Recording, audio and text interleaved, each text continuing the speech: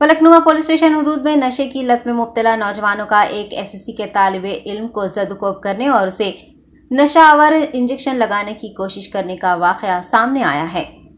तफसीलात के मुताबिक पुराने शहर के इलाके मदीना कॉलोनी में जहानुमा इलाके के रहने वाले एक अल्ताफ नामी लड़के पर गुज़िश्ता रात कुछ नौजवानों ने हमला कर दिया। मुतासिरा लड़के और उसके भाई ने फौरी तौर पर फलकनुमा पुलिस स्टेशन से रुजू होते हुए इस हमले के खिलाफ शिकायत दर्ज करवाई है और हमलावरों के खिलाफ कार्रवाई का मुतालबा किया है।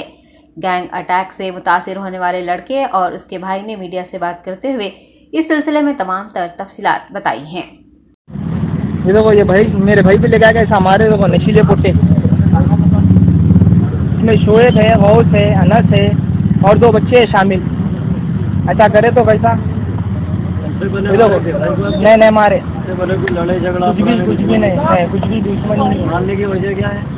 वजह नहीं मालूम, मारने की वजह खाली ले गया मारे। अपना लिखा है? हाँ, कंप्लेंट लिखा है फलकनुमा।